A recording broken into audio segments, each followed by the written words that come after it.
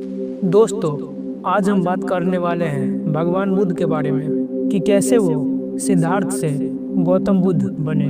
2500 साल पहले कपिलवस्तु नामक एक समृद्ध राज्य था, जहाँ का राजा था शुद्धोधन, एक शक्तिशाली और न्यायप्रिय सम्राट।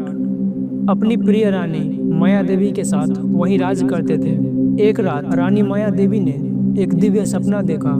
एक सफेद हाथी जिसके मुख में कमल था उनके गर्भ में प्रवेश कर रहा है। राज दरबार के विद्वानों ने इस सपने पर अर्थ बताया। उन्होंने कहा, हे राजन, आपके घर में एक ऐसा बालक जन्म लेगा जो या तो महान चक्रवर्ती सम्राट बनेगा या संसार को दुख से मुक्त करने वाला महाज्ञानी बुद्ध बनेगा। समय बीता और लुम्बिनी के पावन वन में पूर्णिमा की सुबह 8 मार्च 563 ईसा पूर्व एक राजकुमार का जन्म हुआ। जैसे ही बालक ने धरती पर पहला कदम रखा, उस बालक का नाम रखा गया सिद्धार्थ गौतम।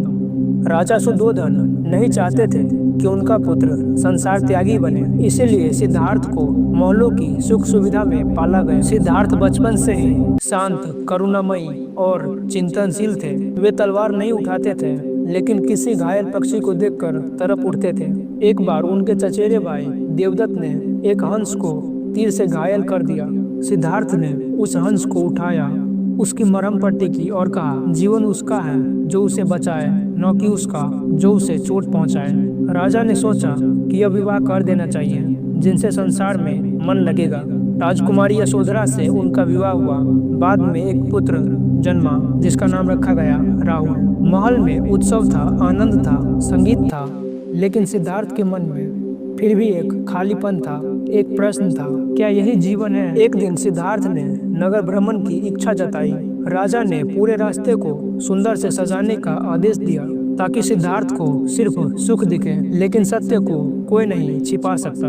उसने देखा एक बूढ़ा व्यक्ति जिसका शरीर झुका था, त्वचा खुरदरी थी। एक रोगी को देखा जो अपने दर्द से करा रहा था। एक शव यात्रा को देखा जहां लोग रोते हुए जा रहे थे, और एक सन्यासी को देखा जिसके चेहरे पर शांति थी, कोई मोह, कोई माया, कोई दुख नहीं। सिद्धार्थ ने सारथी छन्ना से पूछा, क्या हर कोई बूढ़ा होता है? तो उसने बताया, हाँ राजकुमार। क्या मैं भी बूढ़ा हो जाऊंगा? तो उसने बताया, हाँ। फिर एक प्रश्न पूछा, क्या रोग सबको होते हैं? उसने कहा, हाँ। क्या मृत्यु सबको मिलेगी? हाँ, यही सत्य है। और फिर सिद्धार्थ की नजर उस सन्यासी पर गई। उन्होंने पूछा, और यह कौन है जिसके चेहरे पर इतनी शांति है? छन्ना ने कहा, यह सन्यासी है राजकुमार। बस उसी क्षण उसके भीतर एक तूफान उठा, सत्य की खोज का। एक रात सिद्धार्थ अपने सोते हुए पुत्र राहुल और पत्नी यशोधरा को अंतिम बार देखने गया। उनके मन में प्रेम था, लेकिन उससे भी बड़ा मानव प्रेम जग चुका था। वे धीरे से बोले, मैं तुम्हें छोड़ नहीं रहा, मैं पूरे संसार को अपनाने जा रहा हूँ। छन्ना और अपने प्रिय घोड़े कंथक के साथ वे महल छोड़कर जंगल की ओर निकल गए। अब सिद्धार्थ एक राजकुमार नहीं, सत्य यात्री बन चुके थे। सिद्धार्थ ने 6 वर्षों तक घोर तपस्या की। वे दिन भर ध्यान में बैठे रहते थे। भोजन इतना कम कर दिया था कि शरीर हड्डियों का ढांचा बन गया था। एक समय वे प्रतिदिन सिर्फ एक दाना चावल खाते थे। एक दिन एक सुजाता नामक कन्या ने उन्हें खीर अर्पित किया। सिद्धार्थ ने खीर ग्रहण की और कहा, अति भोग भी दुख है, अति त्याग भी दुख है, समाधान मध्यम मार्ग में है। अब सिद्धार्थ बोध गया पहुंचे और एक विशाल पीपल वृक्ष के नीचे बैठ गए। उन्होंने प्रतिज्ञा ली, चाहे शरीर सूख जाए, रक्त बह जाए, जब तक सत्य का बोध न हो जाए, मैं इस आसन से नहीं उठूंगा। वही रात मार नामक मासिक बाधाओं का देव आया, काम, भय, संदेह, मोह, लालच के रूप में। सिद्धार्थ विचलित नहीं हुए।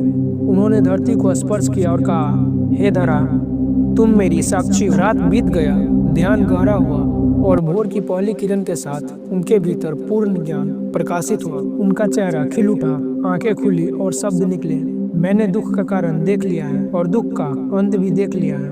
अब वे सिद्धार्थ नहीं रहे, वे बन चुके थे सम्यक संबुद्ध भगवान बुद्ध। ज्ञान मिलने के बाद उन्हें ऐसा लगा जैसे मन एकदम निर्मल आकाश बन गया हो, इच्छाओं की अग्नि शांत हो चुकी हो, करुणा का सागर असीम फैल गया हो। बुद्ध ने बताया, दुख है, दुख का कारण भी है, दुख का अंत संभव है। 80 वर्ष की आयु में कुशीनगर में उन्होंने अंतिम ध्यान किया और कहा, अपना दीपक स्वयं बनो, क्योंकि मुक्ति तुम्हारे भीतर है। और वे ध्यान में लीन होते हुए निर्वाण में प्रवेश कर गए।